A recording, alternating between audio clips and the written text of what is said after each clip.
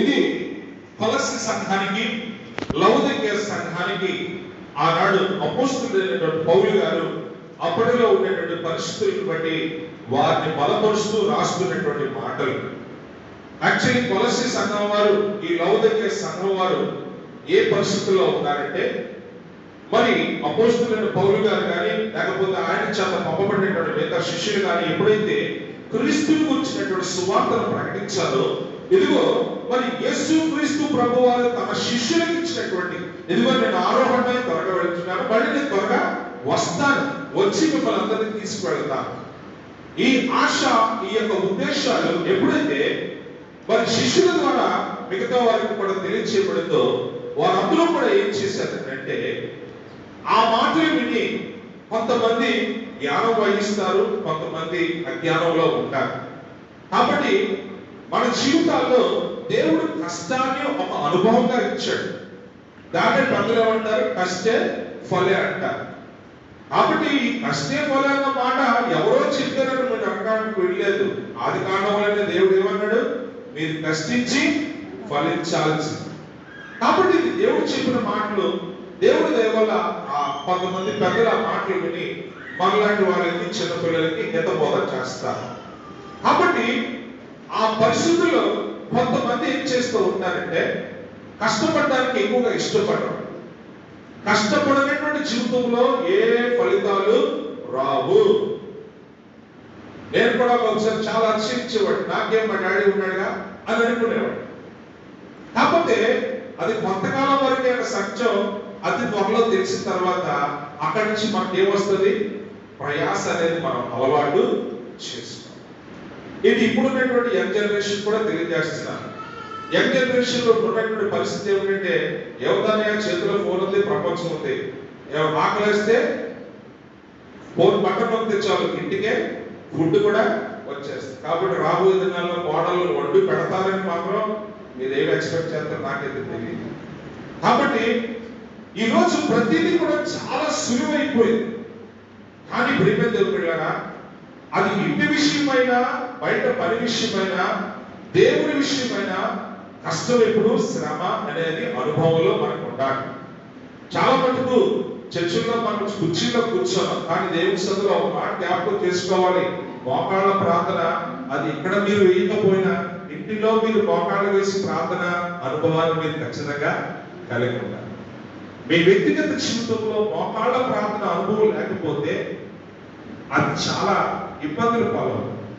కాబట్టి మోకాళ్ళ నొప్పులతో ఉన్నవాళ్ళని నేను ప్రయోగాలు చేయమని చెప్పను, కానీ మోకాళ్ళ ప్రార్థన అలవాటు అది నీ యొక్క విశ్వాస జీవితాన్ని చాలా గొప్పగా బలపరుస్తుంది. కాబట్టి శ్రమ, కష్టము, దాని యొక్క ఫలితాలు చాలా అద్భుతంగా ఉంటాయి. కాబట్టి శ్రమ చేయాలి, చెమట కార్చాలి. చెమట కారకుండా ఏది కూడా ఈ రోజుల్లో జరిగేది.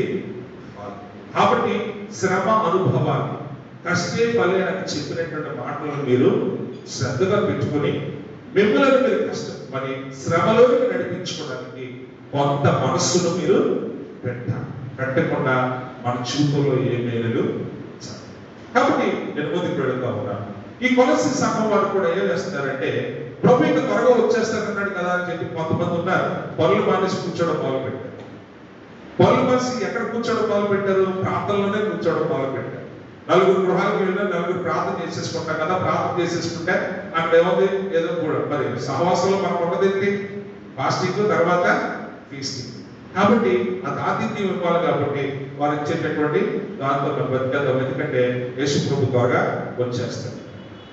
ఇలా కూడా కొన్నిసార్లు వాక్యాన్ని, సువార్తని సరిగా అర్థం చేసుకోక ఆ సమయంలోనే కొంతమంది మరి అలా ఉంటున్న సమయంలో వారికి హితబోధ చేస్తూ ఈ కొలస్సీకి రాసిన పత్రికను మనం ఇక్కడ ధ్యానం చేసుకోవాలి. అయితే నేటి పరిస్థితుల్లో ఈ వాక్య భాగాన్ని మన ముందు ఏ రీతిగా మనం అర్థం చేసుకోగలుగుతాం అని మనం జాగ్రత్తగా చూస్తున్నప్పుడు, ఈ రోజు ఈ వాక్య భాగంలో నేను మీకు అందిస్తున్నటువంటి మూల పాఠాన్ని మీరు జ్ఞాపకం చేసుకోవాలని కోరుతున్నాను.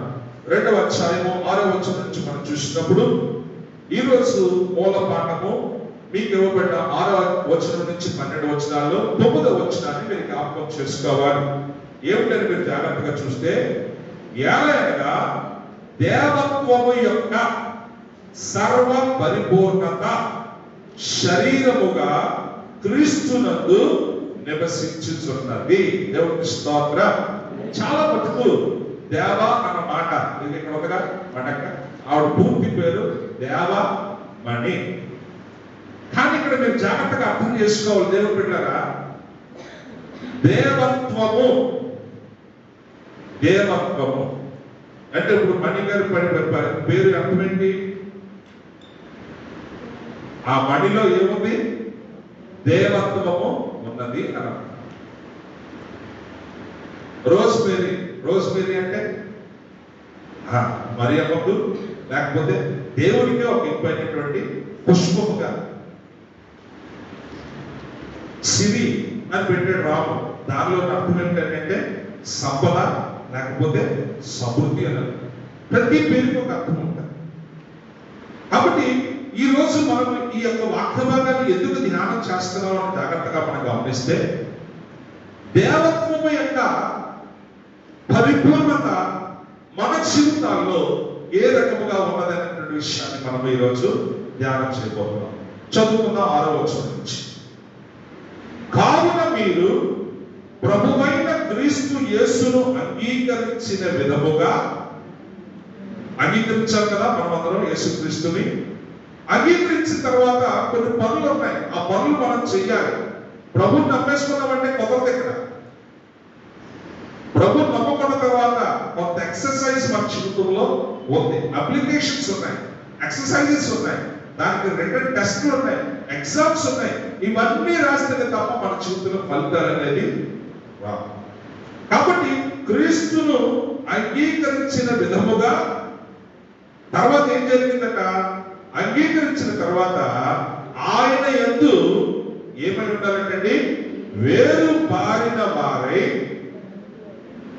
అంటే వేరు పారిన వారంటే వేరు నేలలో తన్ని మనల్ని మనము నిలబెట్టుకుంటూ ఎలా ఉండాలంటే ఇంటి వలె కట్టబడుచు మీరు నేర్చుకొనిన ప్రకారము. జాగ్రత్తగా గమనిస్తున్నారా దేవుని బిడ్డలారా? మీరు నేను వాక్యం విశదీకరిస్తున్నాను. నేర్చుకోవడం అంటే అర్థమైంది కదా. మనం సబ్జెక్ట్ని నేర్చుకోకపోతే దాని గురించి జ్ఞానం మనకు ఉండదు. కాబట్టి నేర్చుకోవట, అభ్యసించుట అనేది కూడా వారి విశ్వాస జీవితంలో ఒక భాగము. కాబట్టి ఇంటి వలె కట్టబడుచు మీరు నేర్చుకొనిన ప్రకారము విశ్వాసమందు స్థిరపరచబడుచు. రెండోది ఏం చేసేదట? నేర్చుకోవడం ద్వారా ఏమొచ్చిందంటే విశ్వాసంలో అంతకంతకు ఎదుగుచు స్థిరపరచబడుచు. ఏం చేస్తున్నామంట? మనం అందులోంచి నేర్చుకున్న గొప్ప ధన్యత ఏంటంటే, ఎప్పుడైతే దేవుని గురించిన జ్ఞానమును మనం సంపాదించుకోవడం మొదలు పెడతామో, దేవుని యొక్క గొప్పతనాన్ని మన జీవితంలో మనము ఎరిగి ఉండేలా నేర్చుకోవడం ద్వారా అప్పుడు ఏం పడుతుందట? మన హృదయంలో నుంచి, మన జీవితంలో నుంచి ఆయనకి ఏం పడుతుందంటే కృతజ్ఞతాస్తుతులు చెల్లించేటటువంటి మనసు మనకు కలుగుతుంది. కాబట్టి కృతజ్ఞతాస్తుతులు చెల్లించుట ఎందు ఏమవుతున్నామంటే విస్తరించుచూ ఉన్నామంట. దేవునికి స్తోత్రం కలుగును గాక. అంతేకాదు ఆ రీతిగా మనం వెళుతూ ఆయన యందు నడుచుకొనుడి. దేవునికి స్తోత్రం. ఇక్కడ మీకు ఏం కనబడతా ఉంది?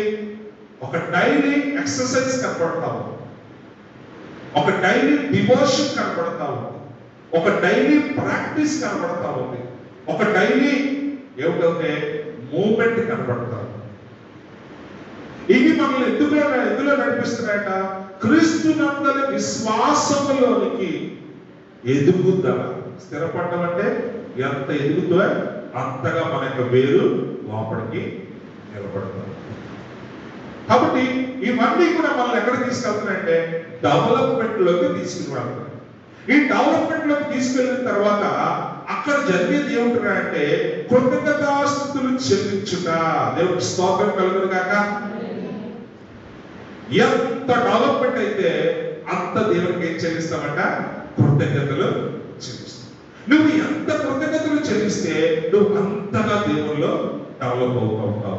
నీవు డెవలప్ అవుతూ నీ కుటుంబాన్ని డెవలప్ చేసుకుంటూ నువ్వు దేవునికి మహిమకరంగా జీవించినప్పుడు నీ ఇరుగు పొరుగు వారు కూడా ఆ తోటలోనికి జాయిన్ అవుతూ ఉంటారు. దేవుని స్తోత్రం కలుగును గాక.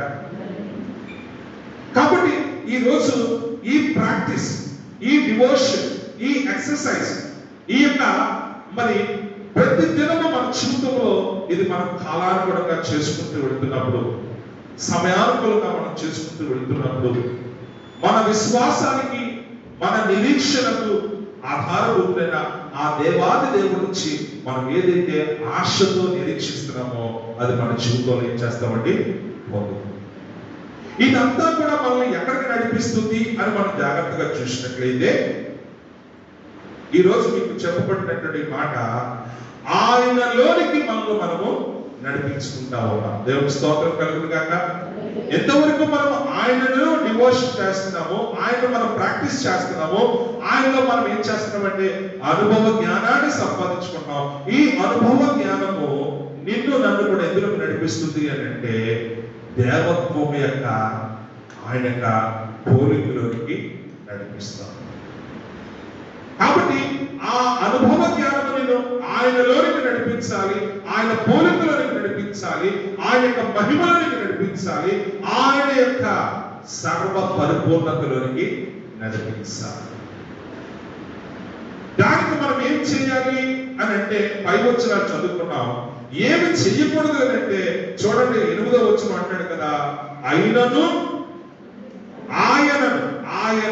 ఆయననగా మన తండ్రి గారు ఆయనను అనుసరింపక మనుష్యుల పారంపర్యాచారములు అనగా ఈ లోక సంబంధమైన మూలపాఠములను అనుసరించి మోసకరమైన నిరర్ధక తత్వ జ్ఞానముతో మిమ్మును చెరపట్టుకొని పోవువాడు ఎవడైనా ఉండునేమో అని జాగ్రత్తగా ఉండుడి. దేవుని స్తోత్రం కలుగును గాక.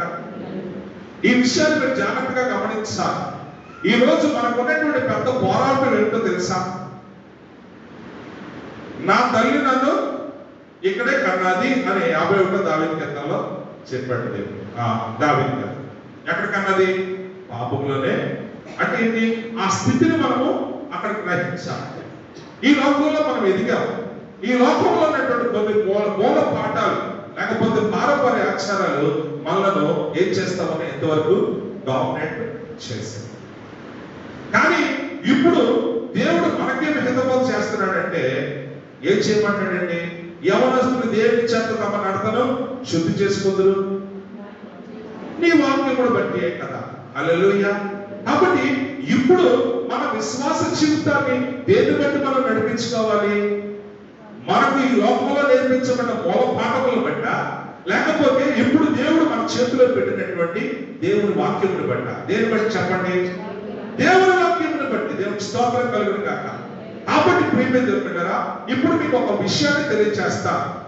విశ్వాస జీవితములో లోక సంబంధమైన పాఠాలకి కానీ, లోక సంబంధమైన ఆచారాలకి కానీ, మనుషులు చెప్పే మాటలకు కానీ ఏమాత్రము చోటు లేదు. ఇది దేవుని మందిరము. ఇక్కడ దేవుని వాక్యమే ప్రకటింపబడుతుంది. ఇక్కడ దేవుని యొక్క పద్ధతి చెప్పబడుతుంది. ఇక్కడ దేవుని యొక్క నీతి, సత్యము, ఆయన యొక్క పరిశుద్ధత, ఆయన మహిమ ఇక్కడ ఈ గుమ్మం లోపలికి మనం వచ్చామంటే మీకు ప్రకటింపబడేది ఇదే. ఈ లోక సంబంధమైన మూల పాఠాలతో మనం ఏం చేయబడి ఉన్నామని పౌలు అంటున్నాడు, నేను వాటితో సిలువ వేయబడి. కాబట్టి మూల పాఠాలు, ఈ లోక సంబంధమైన మూల పాఠాలకి చర్చిలో అనగా దేవుని మందిరంలో కానీ ఆయన సంఘంలో కానీ చోటు లేదు. ఇప్పుడు మనం చేయవలసిన పని ఏమిటంటే ఆయన చెప్పిన మాటలను మన జీవితంలో ఎలా అనుభవించుకోవాలి, అదే మనం చేయవలసినటువంటి ఎక్సర్సైజ్. దానికే దేవుడు మనకి ఇచ్చినటువంటి మొట్టమొదటి ధన్యత ఏమిటంటే క్రైస్తవ జీవితంలో 2 విషయాలు, 3వ విషయాన్ని కూడా చెప్తాను. ఏమిటంటే వ్యక్తిగతంగా ప్రభు యొక్క వాక్యాన్ని ధ్యానించాలి, అలాగే మోకాళ్ళ ప్రార్థన జీవితాన్ని కలిగి ఉండాలి. 3వది అద్భుతమైనటువంటి సంగతి ఏమిటో తెలుసా? సంఘముగా మనమందరం ఏకంగా కూడి దేవుణ్ణి ఘనపరచాలి. హల్లెలూయా. ఇది దేవుని బిడ్డలకు దేవుడు ఇచ్చినటువంటి గొప్ప ధన్యత. ఇది మన జీవితంలో మనము కలిగి ఉండి దేవుని యొక్క వాక్యమును మనం ధ్యానం చేస్తూ దైవజనులు చెప్పేటటువంటి ఆయన యొక్క ఆత్మీయ సందేశాన్ని మనం జాగ్రత్తగా గమనించుకొని లోక సంబంధమైనటువంటి మూల పాఠాలు కానీ ఈ లోక సంబంధమైనటువంటి పారంపర్యాచారాలు కానీ మందిరములో కానీ ఆయన సంఘములో కానీ మనకు ధ్యానానికి అవకాశం. ఇది మీరు అర్థం చేసుకోగలిగితే నీలో ఉన్నటువంటి దేవుడిని నువ్వు చూస్తావు. ఈరోజు దేవుడు అనగా ఎక్కడో ఆకాశంలో ఉన్నాడు అని చెప్పి మనం ఎక్కడో ఒక మూలను పెట్టుకుని ఆయనను అక్కడికే పెట్టి మళ్ళీ నా యథావిధిగా నా నమస్కారం మీద నేను పడేస్తాను, నా అవసరం మీద నేను చెప్పుకుంటాను, మళ్ళీ నా జీవితంలో నా పనులకు నేను వెళ్ళిపోతాను అని అనుకుంటే అది కరెక్ట్ కాదు. ఈ రోజు దేవుని యొక్క గొప్పతనం ఏమిటో ఆ గొప్పతనాన్ని మన జీవితంలో మనం అర్థం చేసుకుని ఆ గొప్పతనాన్ని మనలో కలిగి ఉన్నట్లయితే దేవుని యొక్క అద్భుతమైనటువంటి కార్యాలు ఆయన యొక్క మనో ఇచ్చ మనము గ్రహించిన వారు దేవుని స్తోత్రం కలుగును గాక. కాబట్టి ఈరోజు దేవత్వం యొక్క విలువ మీరు తెలుసుకోవాలని ఆశతో ఈ వార్త భాగాన్ని మీకు తెలియజేస్తాను. కాబట్టి దేవుడు ఎలా ఉంటాడు అని మనం ఆలోచన చేస్తున్న సమయంలో ఇదిగో మరి ఈ లోకంలో మనం అనుకున్న దాన్ని ఒక రూపంలో పెట్టుకుని ఈ రూపంలో ఉంటాడు అని అనుకుని మనం ఇంతవరకు ఆరాధన చేశాం. కానీ ఎప్పుడైతే నేను ఆత్మస్వరూపుణ్ణి అని ఆయన మనకు బయలుపరుచుకున్నాడో మన ఆలోచనలన్నీ ఏమైపోయి పటాపంచలైపోయి. దేవుని స్తోత్రం కలుగును గాక. ఇక్కడతో మొదలైంది మన యొక్క విశ్వాస జీవితం.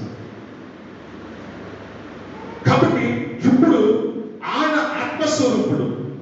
రెండో విషయం ఏమిటంటే ఇప్పుడు ఆయన మాట్లాడే. ఇప్పుడు మనం ఏం చేస్తున్నాము? ఆయన వాక్యాన్ని మనము వింటూ ఉన్నాం. వాక్యమైన దేవుడు తన స్వరాన్ని మనకి వినిపిస్తూ ఉంటాడుగా. ఇప్పుడు మన స్థాయి ఏ రీతిలో మారిపోయిందంటే ఆత్మస్వరూపుడైన దేవుడిని ఆరాధించడమే కాదు, ఆయనతో మనము మాట్లాడే స్థితిలోనికి వెళుతా ఉన్నాం. దేవుడి స్తోత్రం కలుగును గాక. ఆయన మాట్లాడుతూ మన యొక్క కూడా మాట్లాడడం నేర్పించాడు. ఏమిటంటే నాకు మొరపెట్టు, నేను నీకు ఉత్తరం ఇస్తాను. దేవుడి స్తోత్రం కలుగును గాక. ఈ రోజు నీ స్థితి ఏమిటో తెలుసా? దేవునితో మాట్లాడేస్తాను. ఎందుకు? జీవము గల దేవుని ఎరిగిన నీవు ఆ జీవముతో నింపబడ్డ వాడవే. ఆయనతో నీవు మాట్లాడే స్థితికి వెళుతున్నావు. ఇప్పుడు చెప్పు దేవుని బిడ్డ, నువ్వెవరివి? గర్వంగా చెప్పుకుంటావు, నేను దేవుని. కాబట్టి ఆ దేవుని యొక్క ఆ గుణాన్ని, ఆ గొప్పతనాన్ని మన జీవితంలో మనము అర్థం చేసుకోవడానికి ప్రయత్నం చేయకుండా ఇంకా ఒకవేళ ఇదిగో ఒక మూలన పెట్టినట్టుగా మనం దేవుని వాడుకుంటున్నాము అంటే మనంత అజ్ఞానులు ఎవరు కూడా లేరు. దాని యొక్క ప్రయాస కూడా వృధాయే అన్నటువంటి విషయాన్ని మనం గమనించాం. కాబట్టి దేవాది దేవుడు మనలో ఉన్నటువంటి ప్రాబ్లంని ఎరిగిన వాడే ఉన్నాడు. కాబట్టి ఆయన తన ప్రియకుమారుడైన యేసుక్రీస్తు ప్రభువాన్ని మన మధ్యకు నడిపించాడు. మన మధ్యకు నడిపించి ఏమి చూపించాడు అంటే యోహాను సువార్త 1వ అధ్యాయం త్వరగా చదువుకుందాం. సమయము చాలా అయిపోయింది కాబట్టి నేను ఎవరిని ఆపలేను. ప్రత్యేకమైన మాటలు 1వ అధ్యాయం 12వ వచనం. తన్ను ఎందరు అంగీకరించిరో వారందరికీ కూడా తన నామమందు విశ్వాసం ఉంచు వారందరికీ దేవుని పిల్లలగుటకు అధికారం ఇచ్చాడు. అధికారం ఇచ్చిన తర్వాత ఏం చెప్పాడు అంటే వారు దేవుని వలన పుట్టిన వారే కానీ రక్తం వల్లైనను, శరీరేచ్ఛల వల్లైనను, మనుష్యేచ్ఛల వల్లైనను పుట్టిన వారు కారు. దేవుడు స్తోత్రం కలుగును గాక. ఇప్పుడు చెప్పండి, మీరు మీ కొత్త ఐడెంటిటీ ఏమిటి? మీ ఐడెంటిటీ ఏమిటి? ఈ లోక సంబంధమైన వాళ్ళు మీరు. మరి ఇంకేమైనా చెప్పుకుంటారు మీరు లోక సంబంధమైన వాళ్ళని? ఎప్పుడైతే క్రీస్తును అంగీకరించావో నువ్వు ఈ లోక సంబంధమైన వాడు కాదు అని దేవుని యొక్క వాక్యం నీకు సూటిగా నీతో మాట్లాడుతూ ఉంటాడుగా. అయినప్పటికీ ఇంకా నా తల్లి నన్ను పాపములోనే అని ఎలా చెప్పుకుంటావు? సిగ్గు వేయట్లేదా? చెప్పండి. మన మనం సిగ్గుపడే స్థితిలో దేవుడు మనం నిలబెట్టాలి. ఏ స్థితిలో మనము ఇరుక్కుపోయి ఉన్నామో ఆ స్థితిలోంచి దేవుడు మనకి ఏం చేశాడు? విడిపించాడు. కాబట్టి దేవుని బిడ్డలారా ఇక్కడ ఏమంటున్నాడంటే, మీరు ఏం చేశారంటే దేవుని వలన పుట్టిన వారే కానీ శరీరచ్చల వలన, ఏమంటే రక్తం వల్ల అయినను, శరీరచ్చల వల్ల అయినను, మనుష్యచ్చల వల్ల అయినను పుట్టిన వారు కారు. ఈరోజు అరుణ భయపడడానికి కొన్ని కారణాలు ఉన్నాయి. ఏదైనా ఇద్దరు పిల్లలకి దిక్కు, నాకేమైనా నా పిల్లలేము, అది అసలు కాదు. భయపడిందంటే బిరుగుతానే అని కాదు. పాయింట్ ఏంటంటే మన చుట్టూ ఉన్నటువంటి బాధ్యతలు మనం ఏం చేస్తున్నాయి? ఆలోచనలోకి పడేస్తూ ఉంటాయి. కానీ అది పిరికితనం అని నేను చెప్పట్లేదు. పాస్టర్ గారు కదా నేనేం చెప్పినా చెల్లిపోతాను నేనేమనుకోను. నేను కూడా ఆలోచించేవాడు. కాబట్టి భయము దేన్ని బట్టి కలిగింది అంటే ఇప్పుడు ప్రస్తుతం ఉన్నటువంటి కరోనాని బట్టి కలిగింది. నిజమే, అప్పుడప్పుడు దేవుడు పుట్టించాడు. దేనికోసం పుట్టించాడంటే నీకు భయపడితే తప్ప దేవుడు బుద్ధురాడని పుట్టించాడు. మీరు ఇక్కడితో అలవాటు అనుకుంటారేమో, కరోనా పోయింది, కరోనాకి కొత్త పేర్లు వస్తున్నాయి. ఇప్పుడు డెల్టా ప్లస్. రేపటి దినాల్లో రాబోయే దినాల్లో ఇంకెన్ని వస్తాయో తెలియదు. మనం అలవాటు అయిపోవాలి. మన సీఎం జగన్ గారు మనకు మంచి మాట చెప్పారు. ఇక్కడి నుంచి మనం దాంతో సహజీవనం చేయాలి తప్ప అది వెళ్ళిపోతాది అనడానికి మన డాక్టర్లు ఇంకా పరిశోధనలు చేస్తున్నారు. దానికి ఎప్పుడు రిజల్ట్ వస్తాయో తెలియదు. ఎందుకు ఈ మాట చెప్తున్నానంటే ఇప్పటి వరకు క్యాన్సర్కే మందు రాలేదు, ఎయిడ్స్కే మందు రాలేదు. మరి దీనికి ఎప్పుడు వస్తుందో మనకి తెలియదు. ఆలోచన మనకు చాలా అవసరం. కాబట్టి భయం అనేది కొన్ని పరిస్థితుల్లో మంచిది, కొన్ని పరిస్థితుల్లో మంచిది కాదు. ఎందుకంటే పిరికి తనములోనికి నడిపించడానికి దేవునికి భయం పుట్టించలేదు, కానీ దేవుని యొక్క భయము జ్ఞానములోనికి నడిపించి నువ్వు ప్రతి విధమైనటువంటి ఆందోళన నుంచి పైకి రావాలని దేవుడు కోరుకుంటున్నాడు. నువ్వు నా బిడ్డవి, నేను దేవుని కుమార్తెనని నువ్వు గ్రహించగలిగితే ఇవన్నీ నీ ముందు బలాదూరని చెప్పడానికి ఈ మాటని జ్ఞాపకం చేస్తున్నాను. కాబట్టి మనము మనుష్యాక్షల వల్లైనను, శరీరాక్షల వల్లైనను, ఇంకేమన్నాడండి, రక్తం వల్లైనను పుట్టిన వారు కాము అన్న సత్యాన్ని నువ్వు ఆలోచన చేసి దానిని గ్రహించి నువ్వు ముందుకు సాగితే విశ్వాస జీవితము అన్న మాటకు నీలో అర్థం ఉంటారు. మనం ఇంకా శరీరాక్షరము ఈ లోకానుసారం అని అంటే విశ్వాస జీవితానికి దానికి ఏమాత్రం లింక్ లేదు. నువ్వు లోక సంబంధమైన వాడిగా ఉండి విశ్వాసం గురించి మాట్లాడడానికి నీకు అర్హత లేదు. నువ్వు దేవుని బిడ్డవైతే దేవుని గురించే నువ్వు మాట్లాడాలి. ఎందుకు ఆ మాట మాట్లాడాలి అంటే ఆ కింద వచ్చిన అంటున్నాను, ఆ వాక్యము శరీరధారి అయి కృప సత్య సంపూర్ణుడిగా మన మధ్యన నివసించు. కాబట్టి ఈరోజు నీవు శరీరాంశ వల్ల కాదు, విశ్వాస మూలముగా దేవుని యొక్క నూతనముగా జన్మించబడిన వాడవని వాక్యమైన దేవుడు తన యొక్క కుమారుడు యొక్క రూపాన్ని నీ మధ్యకు నా మధ్యకు నడిపించి ఆయన యొక్క ఉద్దేశాన్ని, ఆయన యొక్క గొప్పతనాన్ని, ఆ దేవత్వం యొక్క విలువను నీకు నాకు తెలియచేయడానికి క్రీస్తును మన ముందు ఆయన స్వరూపంగా నిలబెట్టుకున్నాడు. దేవుని స్తోత్రం కలుగును కాక. ఇప్పుడు అర్థమైందా మన జీవితాలు ఎంత గొప్పవో? మళ్ళీ నేను కొలస్సీయులకు రాసిన పత్రిక 6వ అధ్యాయం 2వ అధ్యాయం ఇప్పుడు 9వ వచనానికి అక్కడ ఆ వాక్యమైన దేవుడు తన కుమారుడుగా యేసుక్రీస్తుగా మన ముందు ఒక రూపంలో నిలబడి దేవుని యొక్క విలువ, దేవుని యొక్క గొప్పతనం, దేవుని యొక్క మహిమ, ఆయన బిడ్డలుగా మనం ఆయన కలిగి ఉన్నందుకు మన జీవితంలో కలిగే ధన్య దేవుడు అక్కడ నెరవేర్చిన వాడు. ఈ రోజు మనం కొలస్సీయులకు రాసిన పత్రిక ఆ 9వ వచనం 2వ అధ్యాయం 9వ వచనం అక్కడి నుంచి 12వ వచనం నుంచి ఇక్కడికి మనం వచ్చాం. దేవత్వం యొక్క సర్వ పరిపూర్ణత శరీరముగా క్రీస్తునందు నివసించుచున్నది. దేవుని స్తోత్రం కలుగును కాక. చూస్తారా? ఇది మీరు అర్థం చేసుకోండి. ఎందుకు దేవుడు మన మధ్యకు వచ్చాడు, తను తాను ఎందుకు కనపరుచుకుంటా ఉన్నాడు అని అంటే సింపుల్ గా మనము సువార్తల్లో చెప్తాం. 3:23 రోమపత్రిక. ఏ భేదం లేదు, అందరూ పాపం చేసి ఏం పోగొట్టుకున్నారంటే దేవుని యొక్క మహిమను పోగొట్టుకున్నారు. దేవుని స్తోత్రం కలుగుతున్నారు. ఈరోజు ఏదైతే మనం పోగొట్టుకున్నామో దేవుడు తిరిగి మనకు దాన్ని దయచేయడానికి ఈ లోకంలోనికి ఆయన కనబడిన దేవుడిగా కాదని కనబడినటువంటి ఆయన యొక్క స్వరూపాన్ని, ఆయన జీవాన్ని, ఆయన వాక్కును క్రీస్తులో మన ముందు ఉంచారు. దేవుని స్తోత్రం. ఎందుకు ఈరోజు దేవుని బిడ్డలు దేవుని కలిగిన వారుగా మనం అంటున్నామంటే మనం ఆరాధించుతున్న దేవుడు జీవము కలిగిన దేవుని స్తోత్రం. మరి ఈ శరీరములో జీవం ఉంది కాబట్టి కదా మనల్ని కూడా మేము సజీవులుగా ఉన్నామని అంటున్నాం. కానీ ఈరోజు మనకు ఉన్నటువంటి కొత్త నిర్వచనం ఏమిటి అంటే, కాగా ఎవడైనా క్రీస్తునందున వాడు నూతన పాతమన్నీ గతించిపోయి సమస్తమును కొత్తవని.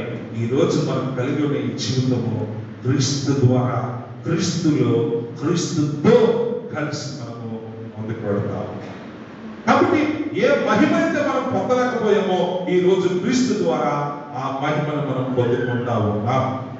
అందుకనే ఎంత చక్కని మాట అంటున్నాడో, ఈ రోజు ఆ మహిమను పొందుకున్న మనందరి గురించి కూడా కీర్తనకారుడు 82వ దావీదు కీర్తన 6వ వచనములో ఎంత చక్కని మాట చెప్తా ఉన్నాడో ఒకసారి ధ్యానం చేసుకుందాం. 82వ దావీదు కీర్తన 6వ వచనము. మీరు దైవములనియు మీరందరూ సర్వోన్నతుని కుమారులనియు నేనే సెలవించుచున్నాను. దేవునికి స్తోత్రం. ఇప్పుడు చెప్పండి, మీరెవరు?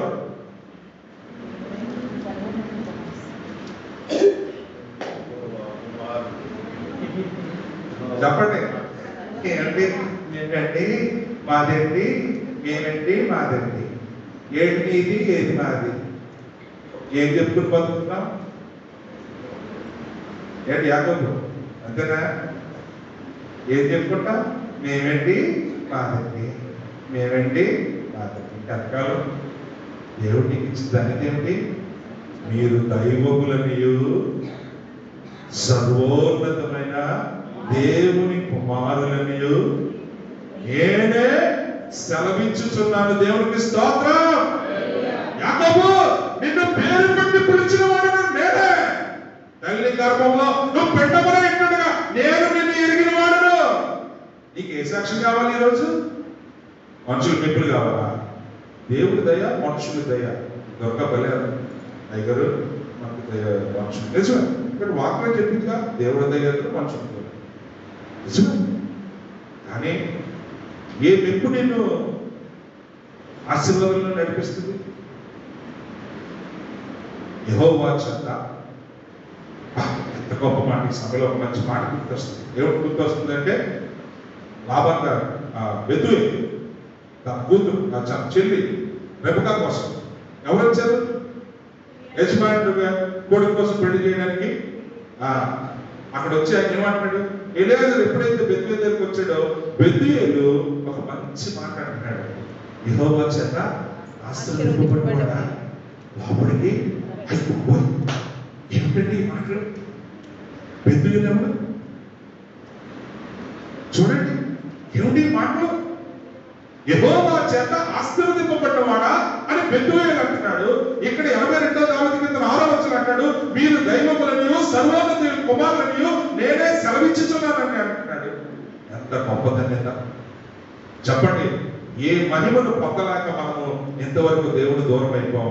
కానీ ఏ మహిమను పొందుకుని ఈ రోజు మనం ఏమని పిలువబడుతున్నామో, మీరు దైవములనియు సర్వోన్నతుని దేవుని కుమారులనియు యెహోవా చేత ఆశీర్వదింపబడిన వారులారా రండి లోపలికి, రండి లోపలికని.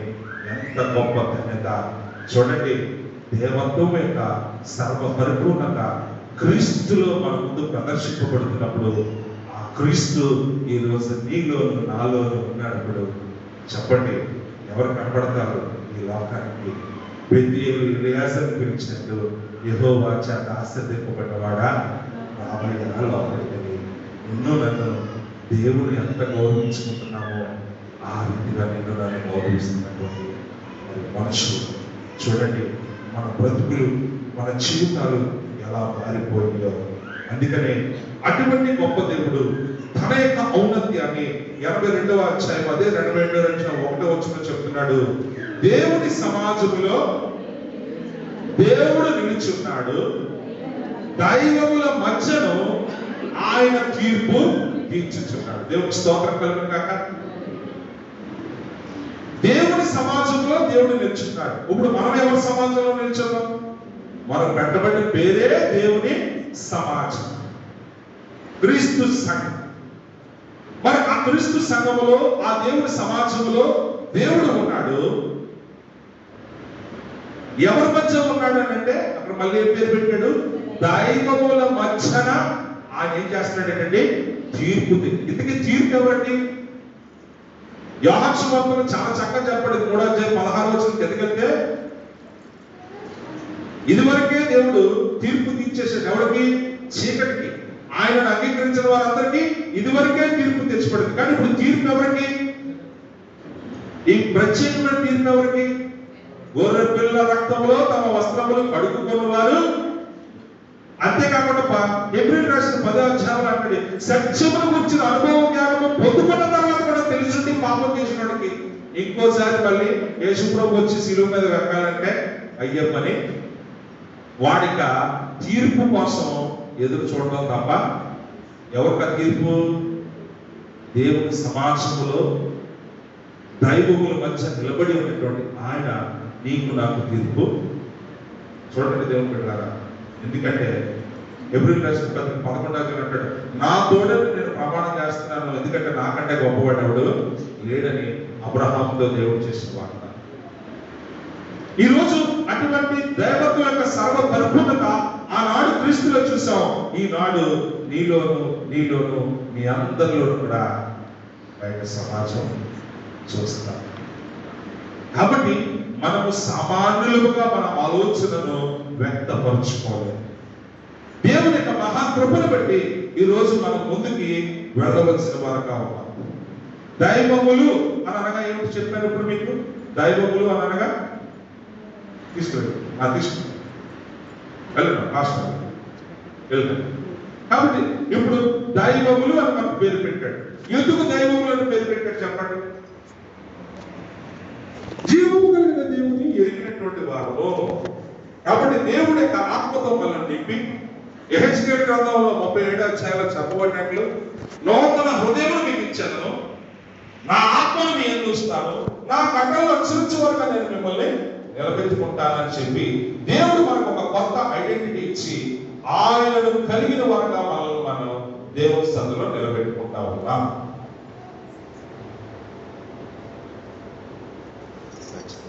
దేవుడి పాట పాస్ట్ గారు దాని పాట పాస్ట్ గారు పాట.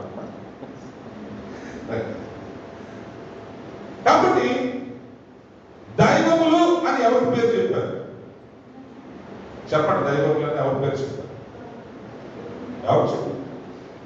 దైవములు అంటే ఎవరు? మీరు దైవములని, మీరు సర్వోన్నత కుమారులని నేను ఎందుకు ఎవరు? ఎవరు గట్టిగా చెప్పండి. ఈరోజు అల్లరోజు గారు బాబు బతుకుంటే బాబు ఆయన మాటలు వినడానికి ఇష్టపడు. గట్టిగా చెప్పండి అని చెప్పండి. దైవములు అంటే ఎవరు? దైవములు అనగా ఎవరు? ఆంటీ చెప్పండి. దైవములు అంటే ఎవరు? దైవం అంటే ఇక్కడ చేసింది ఆంటీ. ఎవరు దైవములు అంటే? ఎవరు? రాజుగారు ఎవరు? మనమేనా? నేను ఎంత గొప్పదన్నగా. ఎందుకు? ఆ దేవత్వము నీలో విడుదల చేసి తన ఆత్మని ఎదిరించి తన కట్టడలను అనుసరించేవారుగా జీవం గల దేవుని బిడ్డలని యెహోవా చేత ఆశీర్వదింపబడిన వారులారని సమాజంలో నీకు నాకు ప్రత్యేకమైనటువంటి స్థానాన్ని దేవుడు ఇచ్చాడు. మరి స్థానాన్ని ఇచ్చినటువంటి ఆ దేవుని యొక్క దేవత్వం యొక్క విలువ ఈరోజు మన జీవితంలో ప్రకాశింపబడాలి. అందుకనే దైవములుగా ఎవరో కాదు, దైవత్వముతో నింపబడ్డవారు. అందుకనే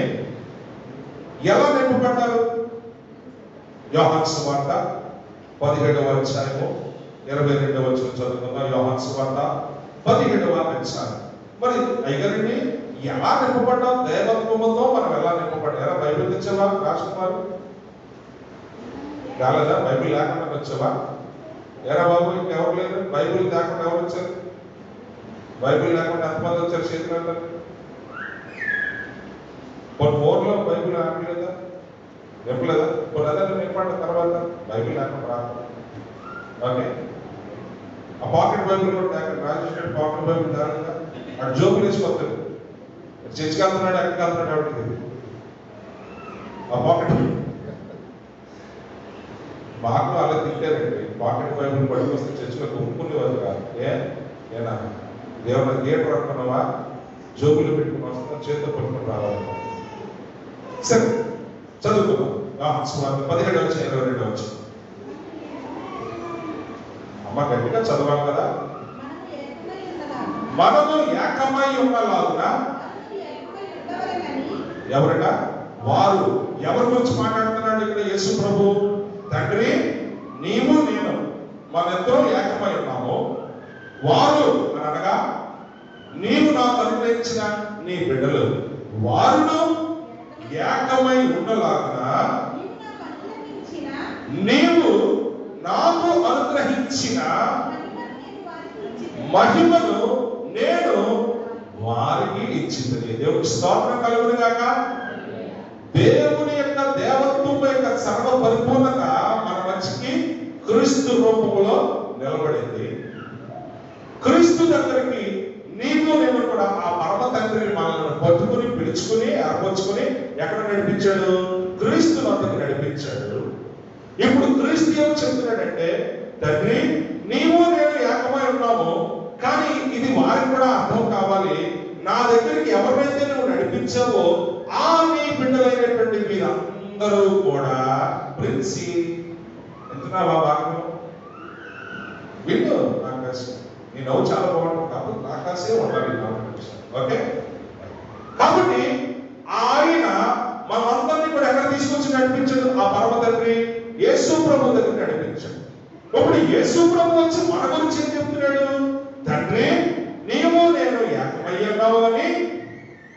అలాగే ఇప్పుడు మనిద్దరూ ఏకమైన తర్వాత వీరిని నువ్వు నా దగ్గరికే నడిపించావు కదా, మరి మన బిడ్డలు మనతోనే ఉండాలి. కాబట్టి నీవు నేను ఏకమైనలాగా ఇప్పుడు ఏం చెప్తున్నాడు? వారును ఏకమై ఉండవాలని. అంటే ఏకమై ఉండవాలంటే ఎవరు? ఎక్కడ కూడా ఒక చిన్న ట్విస్ట్ ఉంది.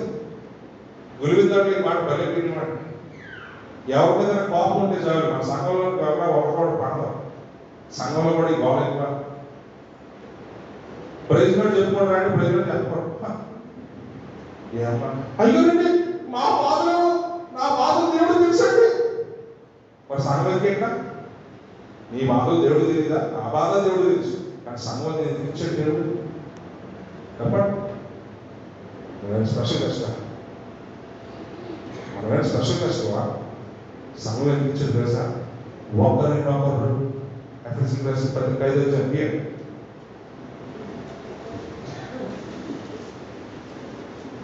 త్వరగా 5వ అధ్యాయంలో 5వ అధ్యాయమా 6వ అధ్యాయం?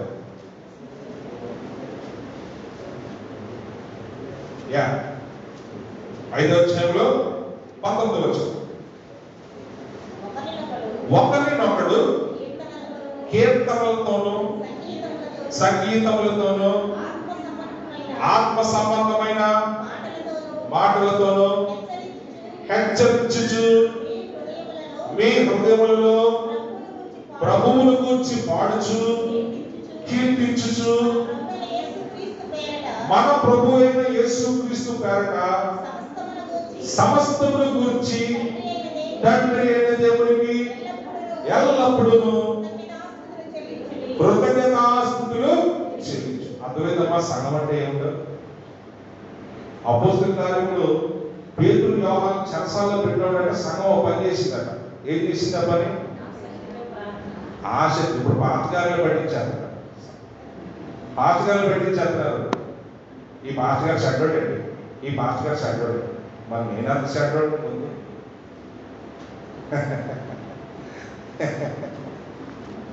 3,000 మీరు 1,000 చూపించేయండి, ఇక్కడ 3,000 ఉన్నాయి. ఈ 3,000 లెక్క చెప్పండి ముందు, చెప్పండి. 3,000 లెక్క ఎవరు చెప్పరు, ఈ 1,000 లెక్క చెప్తారు. రెండోది ఏముంది, దొరికితే దొంగ లేకపోతే దొంగ. ఎందుకు దేవుడి మీద దోసాక అరే జీవిత సత్యాలుగా తెలుసుకోవడానికి చెప్తాను, అప్పుడప్పుడు నవ్వుకోవాలి. కాబట్టి మన సంఘంలో కూడా కొంతమంది పాస్టర్ గారండి మా బాధ అంతా అనిపించు అక్కడ నా మీద కూడా వెళ్తుంది, పాస్టర్ గారి మీదే వెళ్ళేస్తారు. అక్కడ నా మీద వెళ్తే ఏమవుతుందా, బాధ నాదా, నీ కష్టం నాదా, ఇప్పుడు ఆ పోరాటం నాదా, ఇప్పుడు చేయాల్సిన బాధ్యత ఎవరిది, నీ ఆ పోరాటంలో నువ్వు ఎదురయ్యే పరిస్థితులు తట్టుకోవాల్సిన బాధ్యత ఎవరిది, తట్టుకోవాలి, ఎదురు వెళ్ళాలి, వాటిని జయించాలి, వాటిని దాటాలి. అప్పుడే ఇది జీవిత సాగరంలో ఇదొక మెట్టు. అంతేగాని నా ముందు శ్రమించుకుని నేను చూసుకునేంత వరకు ఎలా ఉన్నంత వరకు అది నన్ను దాటి పడుతుందా, నన్ను దాటదు, నా కోసం పంచుకుని ఉంటుంది, నేనే దాన్ని దాటుకుని. కాబట్టి ఇక్కడ ఈ ఒంటరి పోరాటంలో మనకు బలం చాలదు. కాబట్టి దేవుడు నీకు నాకు ఎవరిని ఇచ్చాడు, ఆయన సంగ్రహాన్ని ఇచ్చాడు. రండి ఏకంగా కూడి మనము యెహోవా నామాన్ని, మరి ఇక్కడికి వచ్చి కూడా పక్కడు పాపం చూడకపోతుంది కమ్మా దేవుడు కదా వాళ్ళు ఎలా కూడా బాగున్నారని ఒక మాట పలుకోకపోతే రేపు సంతోషమైన కష్టమైన ఏదైనా సరే నువ్వు పంచుకునేవాడు, నీ పక్కన కూర్చునేవాడు. దేవుని స్తోత్రం కలిగిన కాక. కాబట్టి ఈరోజు అటువంటి గొప్ప ధన్యతలోనికి నీవు నేను ఉన్నావు. అందుకనే తండ్రి అప్పగించినటువంటి మనందరినీ కూడా యేసు ప్రభు దగ్గర తీసుకొచ్చిన తర్వాత ఈ యేసు ప్రభు నీ కోసం నా కోసం ఒక చక్కని ప్రార్థన చేస్తాడు. తండ్రి నీవు నేను ఏకమైన లాగా వారును ఏకమై, అంటే ఎవరు ఏకమై, ముందు నువ్వు ఏకమై, ఆ తర్వాత మనం అందరం కూడా ఎక్కడికి వెళ్ళిపోతున్నాం, ఆయనలోనికి ఏకమై. ఏకమైన ఏం చేస్తున్నాం చూడండి, అక్కడ నాకు అనుగ్రహించిన, చెప్పండి, నాకు అనుగ్రహించిన ఏంటది, మహిమను నేను వారికి. ఇప్పుడు నీవు మహిమ, నేను మహిమ, నీవు నేను ఒకటి, వారు ఒకటి, వారందరూ మనలో వచ్చారు. ఇప్పుడు నీలోను నాలోను ఉన్న నీ మహిమే ఇప్పుడు నేనేం చేస్తున్నాను. ఇప్పుడు చెప్పండి, మీలో ఏముంది, మీలో మహిమ. ఏమిటి మహిమ, ఏంటనే ఈ మహిమలో ఉన్న గొప్పతనం ఏంటి? గ్లోరీ అని పేరు పెట్టేస్తాం, కానీ గ్లోరీ అంటే ఎంత గొప్ప మాట తెలుసమ్మా, ఎంత అద్భుతమైన మాట తెలుసా. ఈ మహిమ లోక సంబంధులకు పేరు పెట్టబడాలి. ఈ మహిమ దేవుడి, ఆ మహిమ ఎవరికి ఇవ్వబడిందంటే ఆయన బిడ్డలకే. అందుకనే ఆ మహిమలోకి నిన్ను నన్ను ప్రవేశింపచేసి ఆ దైవత్వం అంటే ఏమిటో ఆ మహిమలోనే ఏమిటి ఉంది. అందుకనే ఎందుకు ఈ మహిమలో ఏముంది అని, ఆ మహిమ అంటే ఏమిటండి? అరే మహిమ అంటే ఎవరు చెప్పండి, ఇక్కడ మహిమ అంటే ఏంటి?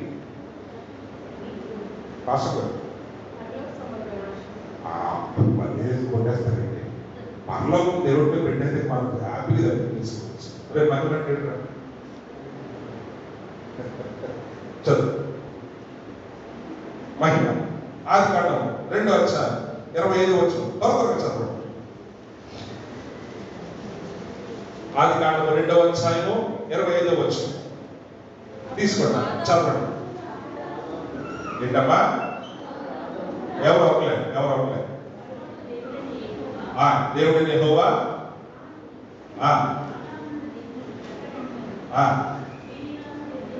స్త్రీనిగా నిర్మించి, అది కదమ్మా 25 2వ అధ్యాయం 8 అప్పుడు ఆదాము అతని భార్యయు వారిద్దరూ దిగంబరులుగా ఉండేది, అయితే వారు సిగ్గు ఎరుగగా ఉండేది. దేవుడికి స్తోత్రం చెప్పండి. ఆదాము హవ్వ భార్యాభర్తలు దిగంబరులుగా ఉన్నారు, కానీ వాళ్ళకి ఏం తెలియదు, సిగ్గు అంటే తెలియదు. సిగ్గు అన్న మాట ఎప్పుడు వచ్చిందో తెలుసా? పాపం చేయడం వల్ల, తప్పు చేయడం వల్ల సిగ్గుతో తల. సిగ్గు అనేది దేవుడు పెట్టింది కాదు, మనం చేయకుండా చేయడం వల్ల తెచ్చిపెట్టుకోం. ఏంటంటే సిగ్గు అనేది మనము తెచ్చి పెట్టుకున్నది, అది దేవుడి వల్ల వచ్చింది కాదు. కాబట్టి ఆ మహిమలో వారు ఉన్నారు, ఆ మహిమలో వారిద్దరూ దిగంబరులుగా ఉన్నారు, కానీ వారిద్దరికి దిగంబరులుగా ఉన్నారన్న విషయం కూడా తెలియదు. అది దేవుని యొక్క మహిమ. సిగ్గు అనేది ఎందుకు వచ్చిందంటే ధర్మశాస్త్రంలోకి పాపం చేయడం వల్ల ఆ సిగ్గు అనే పదం వచ్చింది. అది దేవుని మహిమలో లేదు. అందుకని కూడా 11వ వచనంలో దేవాది దేవుడు వారిద్దరిని ప్రశ్న వేశాడు. చూడండి 11వ అధ్యాయం 11వ వచనం. అందుకు ఆయన, నీవు దిగంబరువని నీకు తెలిపిన వాడెవడు? నీవు తినకూడదని యేసు నేను నీకు ఆజ్ఞాపించిన వృక్ష ఫలములను తింటివా? ఇప్పుడు చెప్పండి, ఎవరు అడిగితే మనకు తెలిసి వచ్చింది ఈ మాట. నీవు దిగంబరువని నీకు చెప్పిన వాడు ఎవడు? దేవుని బిడ్డలారా జాగ్రత్త. మనము దేనాల్లో బతకూడదు. దేనా ఈ లోకానికి సూచనగా మిగిలిపోయింది. కానీ మనం ఎలా బతకాలి? ఎస్తేర్లా బతకాలి, రూతులా బతకాలి, దెబోరాలా బతకాలి, మరియమ్మలా బతకాలి, లూదియాలా బతకాలి అని మరి మేము మరి మనం కూడా, పురుషులు కూడా ఎలా బతకాలి? మూర్తికైలా బతకాలి, నెహమ్యాలా బతకాలి, హగ్గైలా బతకాలి, యోబేలా బతకాలి, దానియేలు, షద్రక్, మేషక్ అబద్ధులాగా బతకాలి, మారు మనసు పొందుకున్న సంవత్సరంలో బతకాలి. అర్థమైందా? కాబట్టి ఈరోజు ఈ విషయం జ్ఞాపకం చేసుకోవాలి. అందుకనే ఈ మహిమలో ఏం తగ్గుంది? నిర్మాకాండము 24వ అధ్యాయము 16 నుంచి 18 వచనాలు మన త్వరగా ముగించుకుందాం. 24, 16 నుంచి 18. యెహోవా మహిమ సీనాయి కొండ మీద నిలిచెను, మేఘము 6 దినములు దాన్ని కప్పుకొను. 7వ దినమున ఆయన ఆ మేఘములో నుండి మోషేను పిలిచినప్పుడు యెహోవా మహిమ ఆ కొండ శిఖరం మీద దహించు అగ్ని వలె ఇశ్రాయేలుల కన్నులకు కనబడెను. జాగ్రత్తగా గమనించండి, ఇక్కడ ఎవరికి కన్నులకు కనబడిందంటే కొండ కింద ఉన్నటువంటి ఇశ్రాయేలుకు ఆ మహిమ దహించు అగ్ని వలె కనబడింది. అయితే ఇప్పుడు చదువుకుందాం 18. అప్పుడు మోషే ఆ మేఘములో ప్రవేశించి కొండ మీద ఎక్కెను. మోషే ఆ కొండ మీద రేయింబవళ్ళు చూచిన వారు ఎవరు? ఇశ్రాయేలు. ఎందుకంటే కొండకి అసలు కొట్టద్దు అన్నాడు దేవుడు.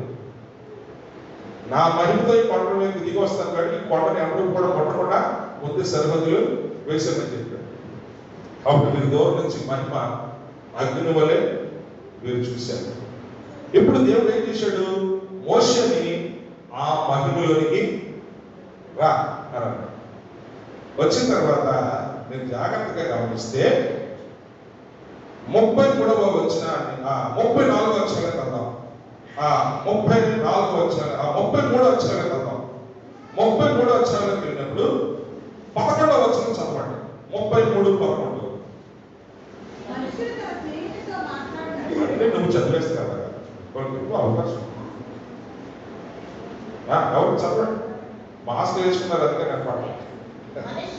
మనుష్యుడు తన స్నేహితునితో మాట్లాడినట్టు యెహోవా మోషేతో ముఖాముఖిగా మాట్లాడెను. దేవుని స్తోత్రం కలుగును గాక. ఇప్పుడు అర్థమైందా? దైవములు అంటే అర్థం ఏమిటో? సర్వోన్నతుని దేవుడి కుమారులు. ఏ మహిమనైతే మనం పోగొట్టుకుని ఆ మహిమతో దేవుడు మనల్ని నింపాడు. ఆ మహిమలోకి దేవుడు మనల్ని ప్రవేశించినప్పుడు మనకు కలిగిన గొప్ప ధన్యత ఏమిటో తెలుసా? ఆ దేవుణ్ణి మనం ముఖాముఖిగా చూస్తూ ఆ దేవుడట నిన్ను నన్ను కూడా ఎలా మాట్లాడుతున్నట్టు ఒక స్నేహితుడితో మాట్లాడుతున్నట్టు మాట్లాడు. నేను ముగిస్తాను. తర్వాత ఈరోజు దైవత్వం యొక్క సర్వ పరిపూర్ణత మనము వాక్యములో క్రీస్తు రూపంలో చూసాం. ఈ రోజు నడుచుచున్న నీవే ఆ దేవత్వం యొక్క పరిపూర్ణతను కలిగి ఉన్నవాడవని, దైవములని దేవతల యొక్క గుణములతో నీవు నింపబడినవాడవని, ఆ స్థాయిలో దేవుడు నన్ను ఆయన దగ్గరికి ఎక్కి ఆయనతో ఉండి ఆయనను దర్శించుచు ఆయన మనతో ఎలా ఉన్నాడంటే ఒక స్నేహితుడితో మాట్లాడినట్టు మాట్లాడుచువాడుగా ఆయన ఈరోజు నిర్ణయించాడు. అందుకని 20 గ్రంథంలో అంటాడు, నాకు మొరపెట్టు నేను నీకు. ఇప్పుడు చెప్పండి, దేవుని ఆత్మతో నింపబడి నీవు, దేవుని చేత పిలువబడి ఏర్పరచబడుతుంది నీవు ఆయనలో పరిపూర్ణుడిగా ఆయనలో నిండిపోవాలని, ఆయన మహిమతో నీవు నింపబడాలని కోరుకున్నటువంటి గొప్ప దేవుడు.